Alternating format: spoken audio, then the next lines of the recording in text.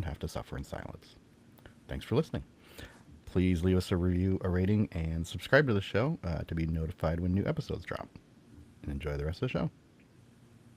This episode is brought to you by Old Reliable Colonel Morrissey's Barbecue, open 365 days a year and 366 on a leap year. No cancellations, of course. What better way to kick off the new year and new food pyramid than a trip to Colonel Morrissey's Barbecue? Of course, he canceled his gigs. He's been daily sets in the Vauxhall Utility Research Kitchen. We're paying homage to our brothers in arms, the Irish, with our family's potato party platter. You get the Irish cheddar tater tots, the corned beef tater skins, Irish blood, English sausage gravy for dipping in endless chips sliced fresh on Maggie's guillotine. All this for just $9.99 because at the Colonel, we keep prices then, and the markup, yes, the markup is a lie. The markup is a lie. Congratulations to the probably 5 people who understand that's a reference to his Yes, new album. yeah, yes, exactly.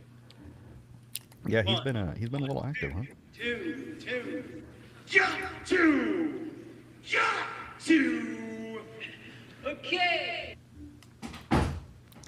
Well, we brought up the specter of the guillotine in the intro there, which segues nicely into our sound check question today. We're doing a little bit of a 2025 roundup in memoriam. For this one, it's RIP in memoriam, our musical takes of 2025. What musical concept or thought for you bit the big one in 2025?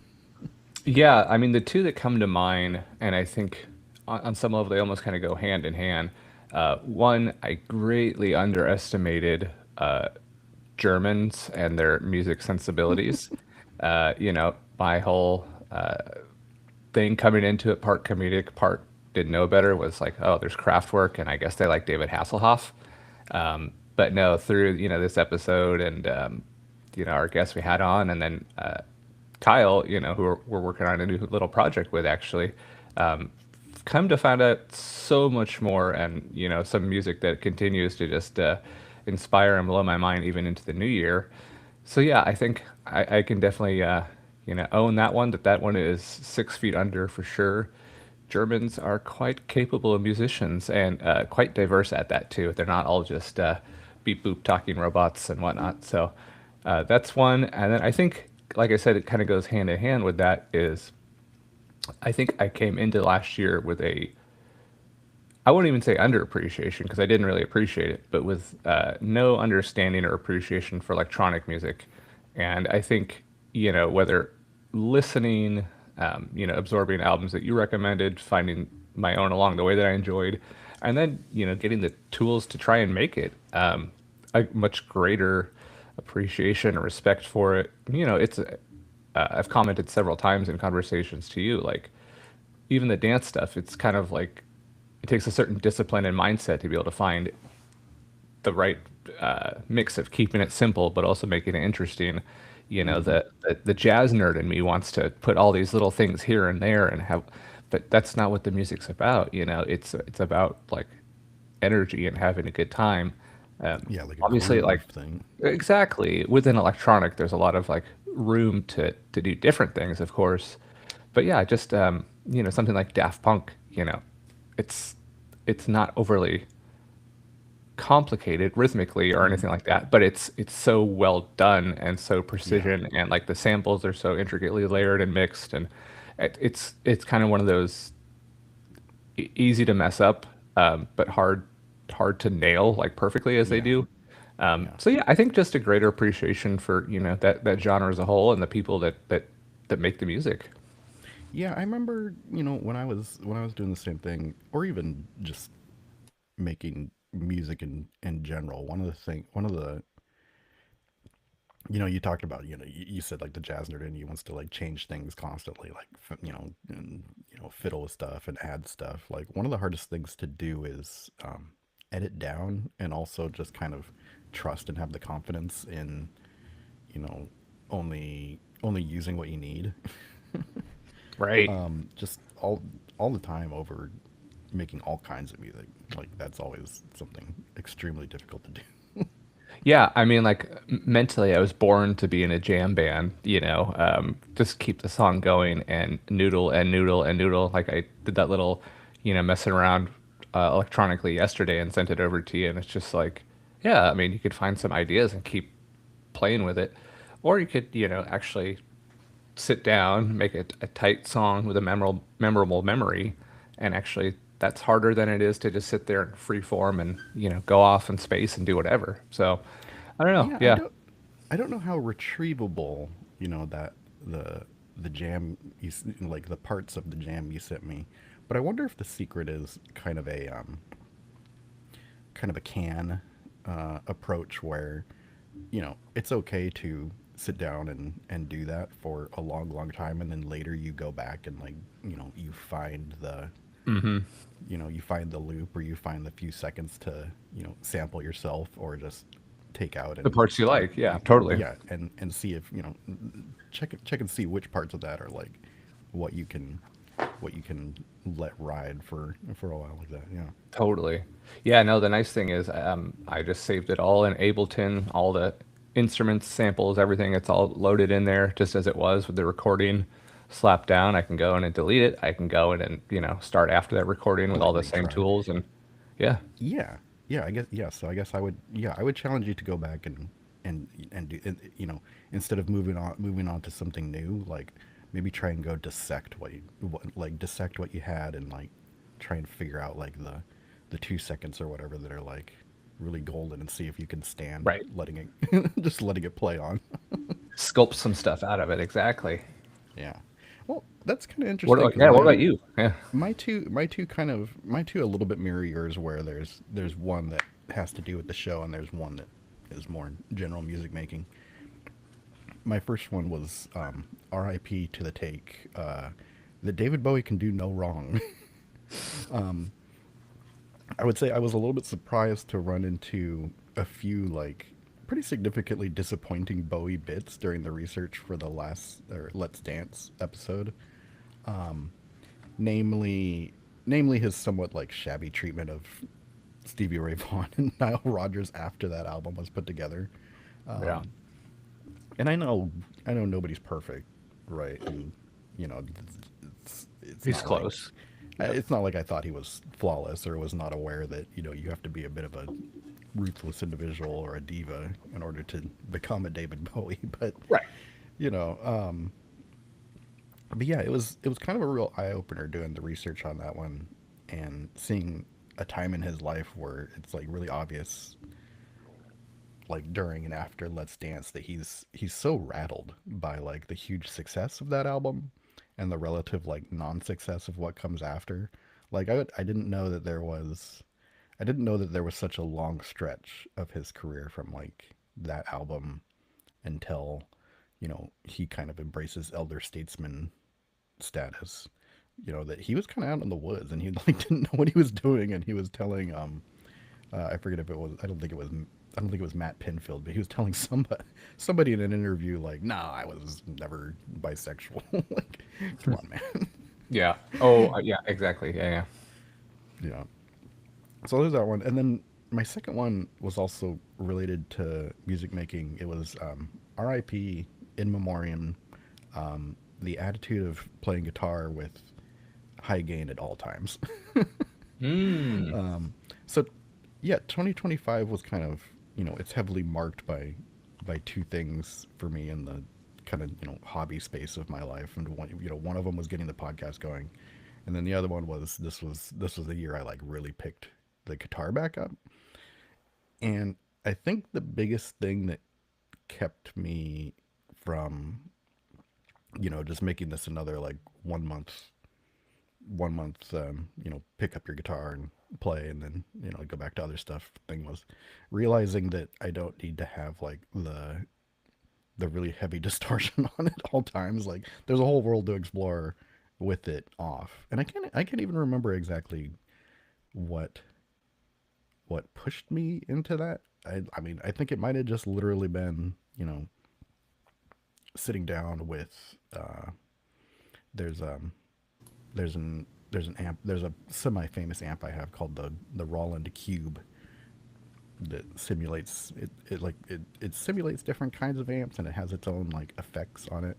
And I think applying those to a guitar that was not that was not being pushed into distortion was like, oh wait, like a lot of this stuff sounds really nice just on its own, and kind of gained an appreciation for moving to different pickups on the guitar. I mean, like, oh, okay, so this sounds like this sounds like this. Yeah, but I think maybe a lot like becoming a Talking Heads fan and needing a nap. I think maybe embracing the clean guitar tone is like a stereotypical middle-aged dad thing. I don't know. I had a teacher one time that was like, that's fine that you only have an electric guitar, that you're a kid, but by the time you're a grown man, you need to have an acoustic. And it's kind of that also sort of happened this year. I attempted to sell one, and then like 2 days later we found another one for almost exactly what I sold that last one for. That was like a really big secondhand score. So you still got that one, right? I guess it's just fate. Yeah. So yeah, I mean, there's still times where you got to try and sound like Rammstein, but from here on out, there's like a whole new world of guitar sound to me. Oh, I hear you. I mean, I think for years and years, it was, I want to sound like Satriani. I want to sound like Metallica, whatever the case may be. Yeah, But exactly. in other words, I just want to dirty. chug, and I want to do riffs, and like that was pretty satisfying on its own for a while. But now there's something else to do as well. I think for me, when I started trying to learn like Grateful Dead songs, and it's kind of like, yeah, you're not playing power chords and cranking the gain anymore. You need to actually have a good clean tone. Then it was kind of like, oh, right, there is other things out there in this world than kicking on the distortion. So, R.I.P. in memoriam, our musical takes of 2025. We hardly need. Yeah. All right, what do you say we hit the theme and get this massive attack rolling? Yeah, hit me with the theme.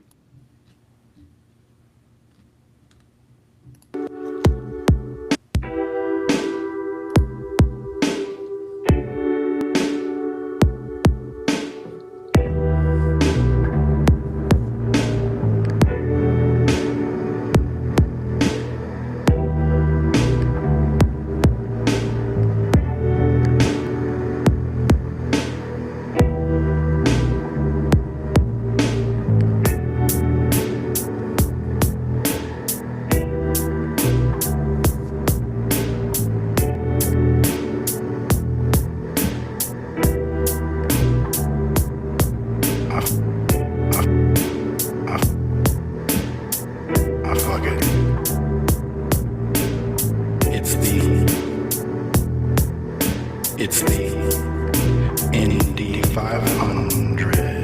I fuck it. It's the Indy 500. I fuck it.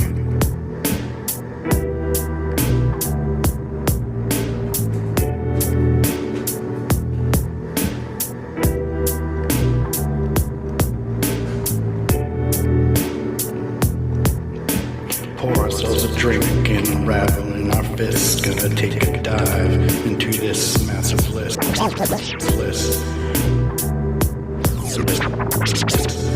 Picking it apart, don't know where to start. We're spitting. 0.2% chance it's a album that we'll hate. Nah, fuck it. All 500 are grating up some cheese for a meat quesadilla. We're only gonna say the recipe once. Send your thanks to Helio. I fuck it. All I fuck it. All I fuck it. All 500 are quesadilla. Thanks to Helio. To Helio. To Helio.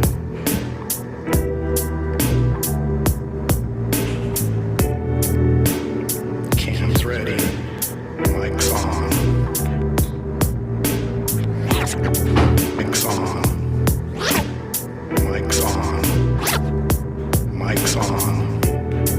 muted. Watch your ass walking in his bread. It's the Indy 500. It's the Indy 500. It's the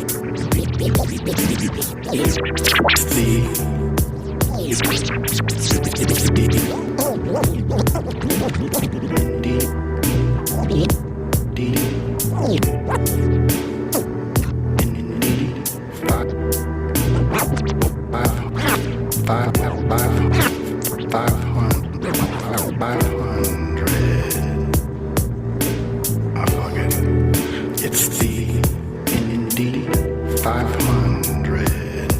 I fuck it. It's the Indy 500. Spin it. I fuck it. Spin it. I fuck it. Spin it. Spin it. It's the Indy 500.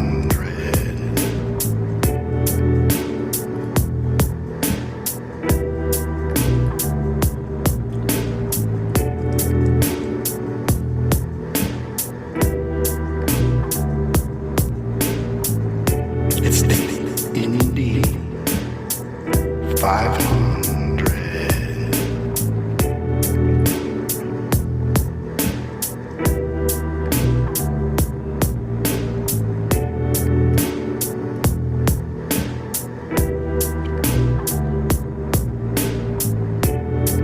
Why else would you be here? Why else?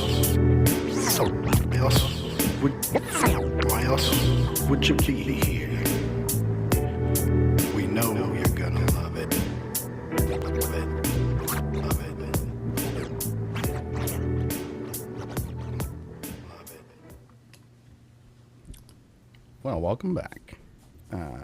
This is episode number 29 on the enemy lists number 215, which is Massive Attacks Mezzanine, released April 20th, 1998.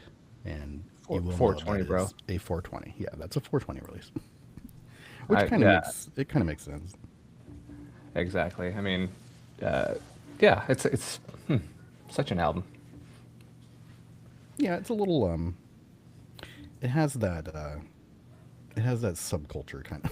I mean, both textually and subtextually, and kind of in the sound and some of the Totally. I mean, lyrics. Like, there's no denying. and this is one of those ones that, like, I just talked about how much I didn't really give to whatever's about electronic music. Even back to like when this album came out, right after, this is always like a put on and just kind of chill out album at night, like fall asleep to, or just have on while I'm doing dishes or something like that. So I always love this one. But yeah, definitely kind of cool to learn a lot more about them and everything that went into making this. No, one sec. I got a special guest. What's up, son? I was wondering if you could play a Lego song. Okay. Can you give me 5 minutes just to quit off here and then? Someone wants me to go play Legos with them. All right. Well, we got a chunk done. It's understandable. All right. Yeah, maybe tomorrow night or some upcoming evening I may be able to swing. Let's see. And then, All right. are you still good for Martin tomorrow? Yeah, that's at 7, right? Yeah. Yeah. I think everybody will probably still be asleep by then. Okay. Yeah. Right And now that's it's usually like between like 9 and 9:30 is the wake up time here. totally. I feel yeah. So I think I'm pretty sure I'll be able to cover him. Will you be there for that one, or is it just me? Yeah. No work, no school. So yeah. Okay. All right. Um, All right. If you can take, I don't know if you did yet. I threw some questions on a document. We can forward them to him today if you think they're good or. Yeah. Was like it no an pressure. email? I'll send it over again. No pressure to use them okay. though. If Yeah. yeah, I'll send it over Yeah. here in a minute. Link it or email it, and I'll take a look at it as soon as I can. Okay. Awesome. Cool. All right. All right.